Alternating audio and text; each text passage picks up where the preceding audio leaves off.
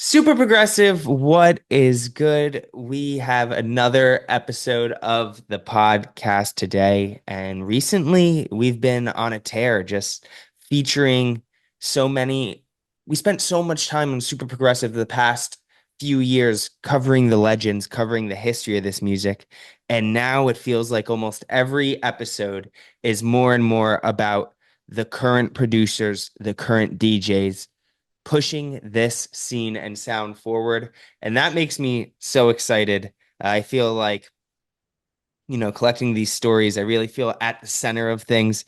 And yeah, without further ado, our guest today is not only a DJ, not only a producer, but also such a prolific label owner. I think that she's going to provide a very unique perspective into the progressive scene today. So, our guest today is 40 Cats. Welcome to the show. Oh, thank you. So nice to meet you. So appreciate as honored to be here. Yeah, no, I'm so stoked to have you. This has been a long time coming. You made an amazing mix that is now going to be released for all the listeners to enjoy. But I want to start with this and to give some background to our listeners. There's so many different ways progressive fans might know you. They might have seen you DJing in a club. They might have heard a 40 Cats track or a 40 Cats remix. But in my opinion, what might be the case for so many listeners, and they may not even know it, is that they have definitely heard a progressive track on the 40 on the Perfection label. And that's because Perfection, in my opinion, is releasing is one of the labels doing the best job at releasing so much quality music. I feel like every week there's a new Perfection track coming out, but it's not just your music. It's coming from so many up and coming talents across the entire world on all different continents.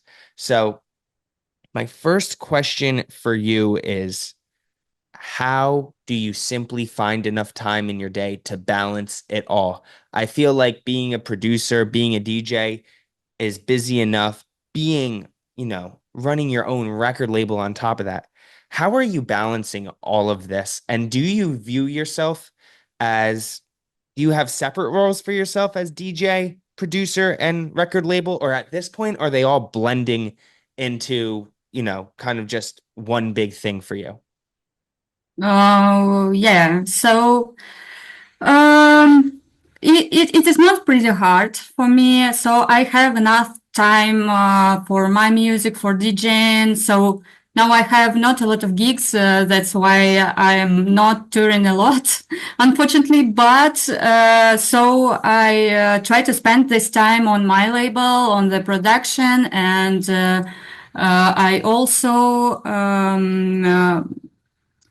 spend much time for experimenting with sound because I want to get the new sound in progressive. I think this is really important right now.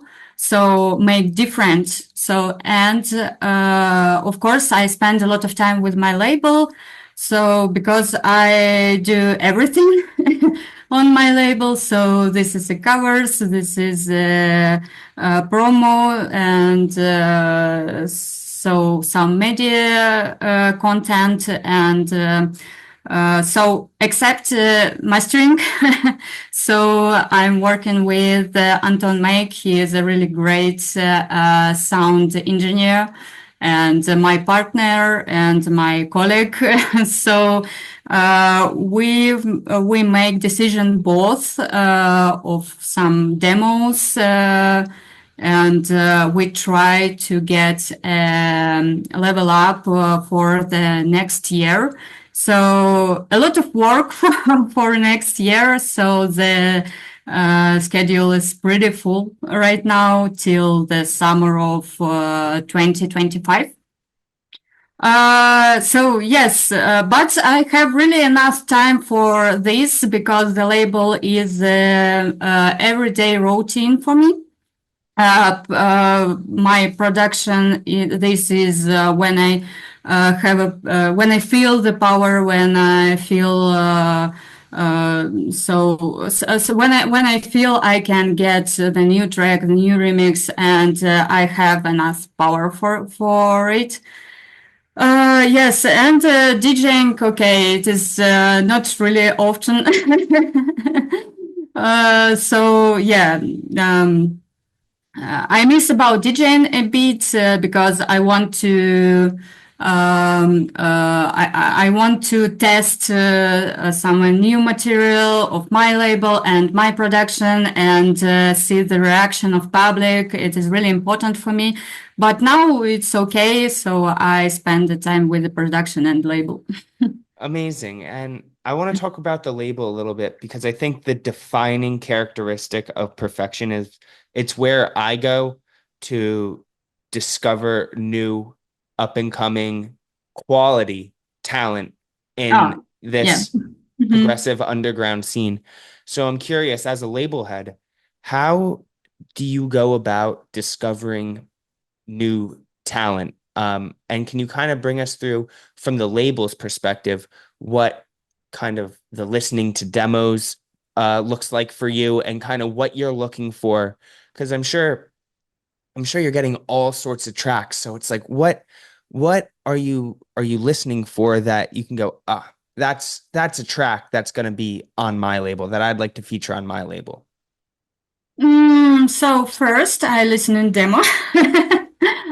So and mm, you know that mm, I heard some interesting demo.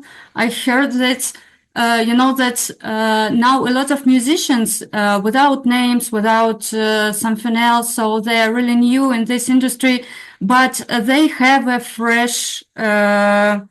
Feeling of the progressive, and they try to get the new sound.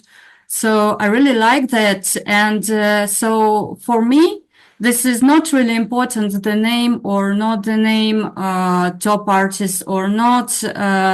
It's really uh, important thing, only sound for me. And so I'm listening some of demos and I think this is interesting. And then I send it to Anton and he check it for the quality. Double checking for me, it is really important process. So yes, and then we get a decision, want we to release it like a release or like a single or EP or a compilation or something else. I try to get more attention for everyone. So I try to help every artist, every new artist. So I had one demo. It was really good, but I helped to get more melody of this track because it was a really great bass. It was a really great groove, but a bit empty. And I recorded some of my my melody or yes, some of my stuff and send it to the producer, and we finished this track. So yes, if I see the potential, I try to help and I try to get the good release and finish this release. Amazing. As someone who kind of really dedicates so much, and you have your family life and your personal life, but when it comes to work, you're dedicating so much of your time and energy to this progressive scene. It's clearly coming from a place of passion. And I'm curious about, how did this passion start for you? So it was maybe um, 15 or 17 years ago. I started with progressive trance music, and so I liked the vibes of maybe 2007 or 8. trance music. So I was in trance music, and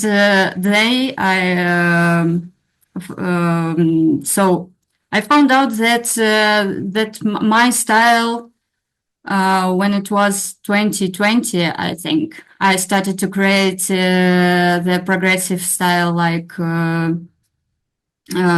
what I get right now. So yes, and so I felt that this is my style because I tried to work in trance music, EDM, melodic house, and then I found out progressive for myself, and I realized this is style what I want. So I have a great melody, I have a great groove, I have great vibes, what I like, and I can listen in it over and over again. And so this is a great style, I think, and I see the big potential in this style because this is really flexible. So this is the same, but really flexible, and you can create what you want on this style and it will be still progressive. This is really different style. So I yeah. talking to so many producers now, one thing that's consistently said across the board is people have a really hard time defining what progressive is. I think if you ask 10 people around the world, what is progressive house? You may get 10 different answers. But everyone, all the producers seem to agree that the great thing about progressive music is it's not so much what it is and what it isn't. It's the fact that it's a sound that's a blend of so many different styles. And you can kind of, your own style is kind of you can choose different paths within progressive to go down. And that's why I think, within this huge umbrella of music, we have so many different artists with so many unique sounds, and they're all part of our community and this scene.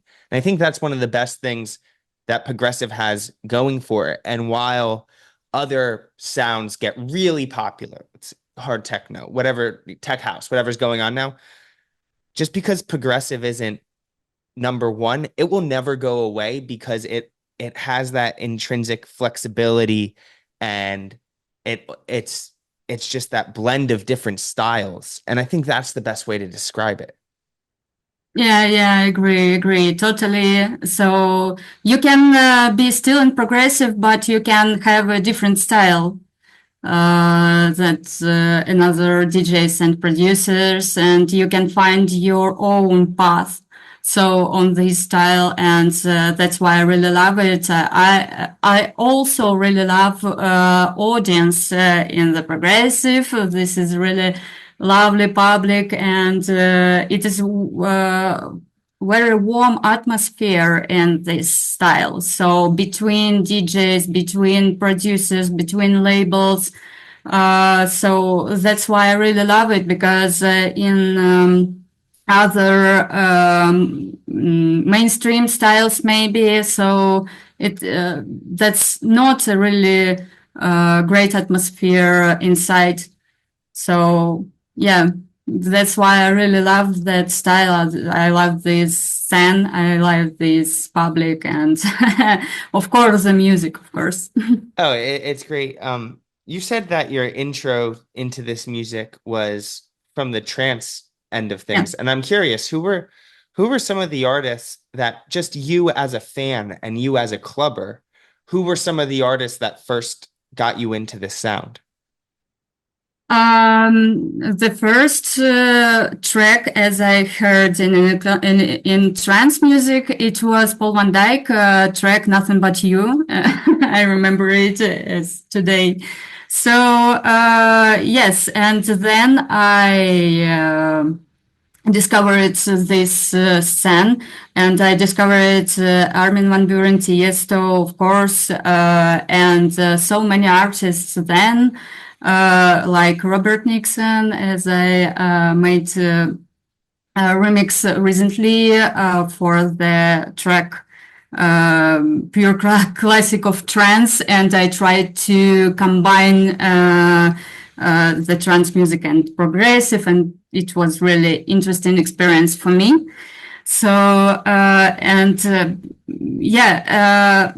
you know that the vibes in old progressive trance and now in progressive really may be the same because it is different speed, it is different BPM, but yes, it is different groove, of course, but the inside of the track, you know, that this melody, and it's really recognized me a lot of trance melodies and vibes, and not this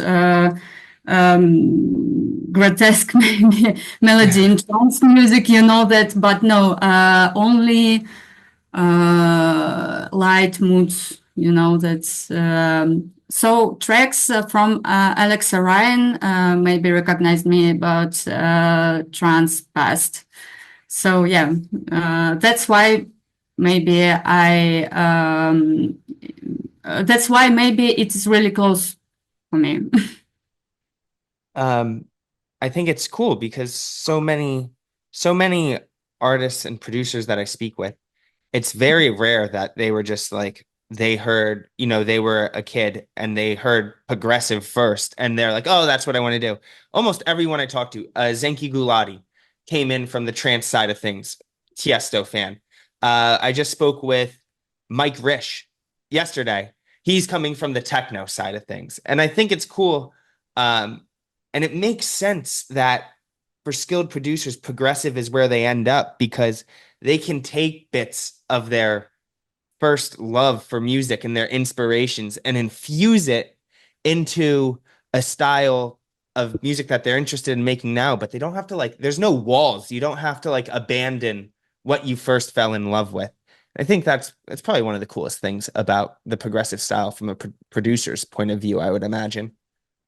Yeah, I agree. So I know a lot of producers who came from techno, yes, and from trance music and from melodic techno. Mm, yes, I know about Red Space. He came from melodic techno. If I uh, if I am if I know about Yeah. this, yes. Um, one thing I'm curious about, and I know all of our listeners are obsessed with, is discovering new music. I think you're probably one of the most plugged in people in the world, you know, with how many demos that you must get about what um what who the up and coming talent is, where the different where what different cities progressive is emerging in that you're seeing based on the demos that you're getting in. So I'm curious, as someone who always has their eye and ear to the future of the progressive sound, what excites you the most about the future of this sound? Whether it's if you want to name some producers that you're really excited about, or some cities that have scenes that are just exploding right now. I'm just interested in hearing about what you're seeing as a label owner that excites you about the future of this sound.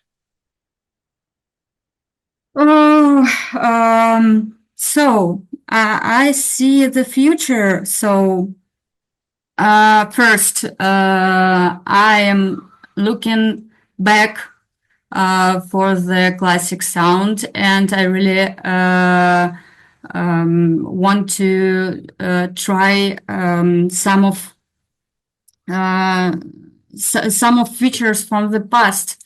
So because now the musician industry is stagnating, I think, and we try to get something new and something old. So right now, and so can you believe that I try to mix in right now hard groove techno with progressive? As I see the future of the my label, so I try to find some interesting production, and I try to get a really fresh sound to the progressive, because I think. So if you get the promo, you can see that this is the same everywhere, and I want to find for my label special sound. So, but I'm on the process right now, so of finding of my sound, because I don't know what will work in this scene. We should try that, and so then let's see what happens, really. So we just need to get the reaction, of course. Um, Kind of shifting gears here, but I want to talk about your productions because you're so prolific and you have so many, seems to me, so many original tracks, so many remixes coming out. And I'm just wondering, uh, what kind of your go-to instruments in the studio is for you, or what are kind of your favorite tools to use in the studio, or let's talk a little bit about what what what kind of goes into your productions. I try to use not many instruments on my production. I have only one analog synthesizer and only one pedal Yeah, for effects. Yes, and this is a not a really great thing. You know that this is a little box for the creating sound, and I trying to use it a lot on my production, because I think this is important to use analog synth in your projects, because this is a different, this is so unpredictable every yeah, time, and you can get a really interesting sound. Of course, VSTs and some of plugins from Ableton. So not really huge amount of instruments. I try to get a simple projects, and focusing to instruments only, because the instruments, this is the first thing what you should do well, and then so you can create with some of compressions or something else. So this is not really important. The first thing, this is the instruments. So collaboration of instruments for the track.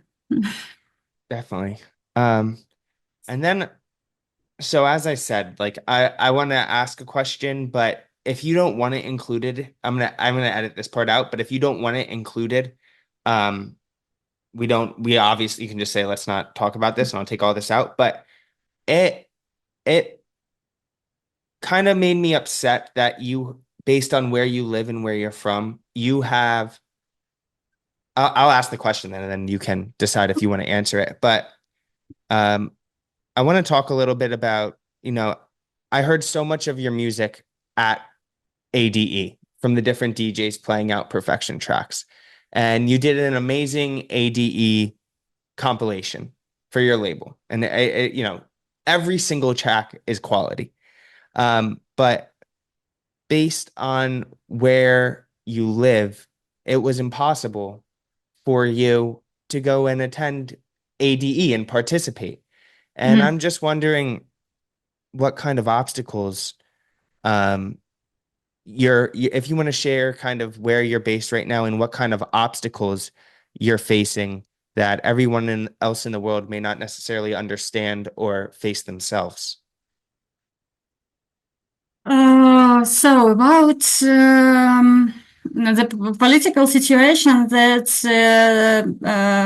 it's really hard for me to get a visa, to get a Schengen visa. So I tried to get it for the second time.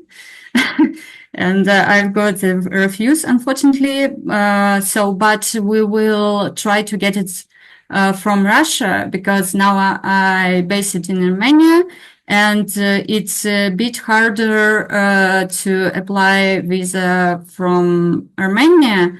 But it is a bit easier from Russia right now.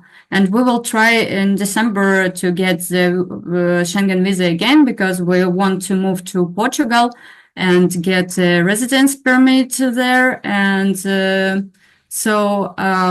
I really hope to visit ADE next year, really. Because this is a really important event for me, and I was in ADE about 2090, the first time and the last time for me, unfortunately. So yes, and I really hope to get a visa next year and visit ADE to Yeah. maybe with my showcase. Oh my Maybe. gosh, it would be amazing. And I wish nothing but I wish nothing but good luck for you on the visa front because you put in so much work, and I'm sure all you want to do is go to these different communities of clubbers around the world, play your music, showcase your label, and just get to meet everyone and share those memories on the dance floor. So I wish you nothing but good luck. My last question for our discussion today is I can't, you said you had your schedule filled until the summer of 2025 already. Like, really, everything is programmed, everything's looking great for the label. What can your fans expect for the rest of the year and then as we head into 2025? So it will be some of great names, like Frank Gray, him, Subandrio, like um, as I remember who it will be. So a lot of names will be by the remixes or with their CPs next year. So big plans, and I think it will be the level up from the January and then the whole year. I think I will get the new step.